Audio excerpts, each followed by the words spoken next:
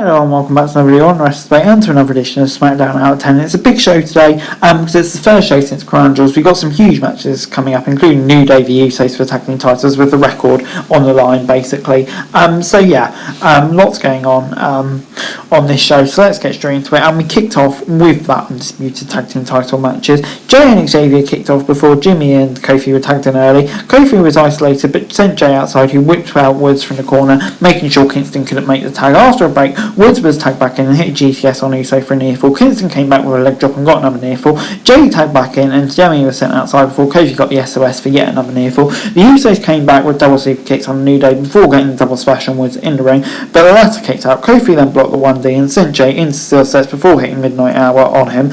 Back in the ring, New Day got another near fall as the match went on. Woods then went to a super kick over the barricades for the match, but the Usos hit the 1D on Kofi for the victory. Backstage, the Usos celebrated their win before Rowan asked them to join the ring tonight to handle some business. This was 8 out of 10. From the stuff afterwards, Roman Reigns, which was really good, just the match itself. Usos going to get the record.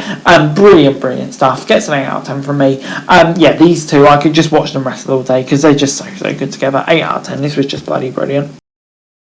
It was then time for the Smackdown World Cup. Shinsuke Nakamura versus Santos Escobar. Nakamura started strong with a dropkick and they headed outside before Shinsuke tripped Escobar on the ropes. After a break, Santos tried for a single leg crab, but Nakamura got out of it and hit a seatplex for a near fall. Escobar then got some kicks and a knee strike before Nakamura came back with another seatplex. Legado interfered and dropped Escobar out of the way of the Kinshasa. Yet another distraction from Legado allowed Escobar to hit Shinsuke with a phantom driver, getting the pin.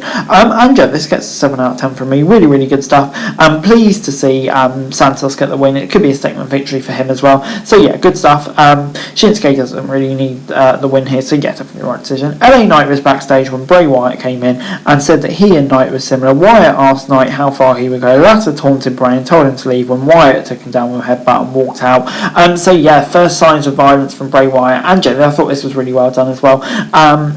Kind of interesting to see where this whole Wyatt character is going. But yeah, this was really good stuff. And then it was time for a 6-pack challenge to determine the number 1 contender for the Women's Championship. A brawl broke out right at the back and Liv Morgan went after Sonya and tossed her out of the ring, sending her into the steel set. Xia Li then sent Raquel into the ring post before Morgan hit the steel set thanks to Deville. Shotzi and Lacey took each other out on the ring before Raquel hit a super kick on Lee. After a break, Liv and Morgan tried to pin Raquel, but the latter recovered and hit a big powerbomb on Lee. Rodriguez then brought a table and set up before Liv hit a dive and took her and Deville down. So Shotzi rallied the crowd and rolled up and hit Lacey with a never wake up before getting the pin. It wasn't a bad match. Shotzi was backstage and Emma congratulated her before Shayna Baszler came in to taunt her. She and Baszler argued for a bit before being knocked out with a sleeper hold and left with Ronda Rousey.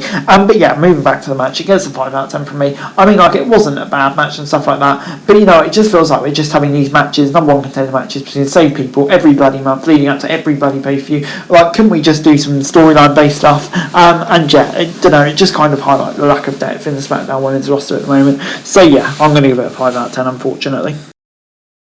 It was then time for Braun Strowman versus Jinder Mahal in the World Cup. Jinder got some big moves early and got Braun off his feet before the monster went back up and sent Jinder outside. Strowman ran into Jinder at ringside and thrust him before getting splashed in the ring and then his finisher for the easy victory. Jack gets a 6 out of 10 from me. Solid enough stuff really. Strowman squashing him. Nice to see Mahal again because I don't feel like I've seen him for ages. But yeah, it's just a squash match. Braun advances the next round, so not bad. Hero and Legado del Fantasma were out next. Before they could compete, the Viking Retainers returned with a new member and took them both out.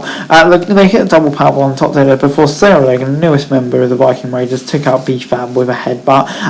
It's been teased for many a week and so happy they're finally here. The new Viking Raiders with Sarah Logan I think could work really well, so excited to see what they can do. But anyway, Roman Reigns and the Bloodline were out next on SmackDown and Heyman riled up the crowd before talking about the Usos and Roman Reigns. Roman got on the mic and was about to say that the Usos before the Brawling Brutes interrupted. Bridge and Ridge Holland were followed on Sheamus and they wasted no time attacking the Bloodline. Drew McIntyre joined them and wiped out the Usos before going after Sakura. Roman and Sheamus went after each other in the ring as SmackDown went off the air. So yeah, obviously leading to a big match at some point soon. Wonder if it could be on Raw with the last chance to break the tag team record, but if not, definitely Survivor Series, potentially a War Games match as well, which would definitely be very interesting. This was good stuff. Really fun way to win SmackDown.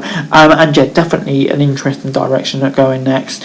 Overall this week, SmackDown gets a 7 out of 10 from me. I thought it was a really decent episode of SmackDown this week.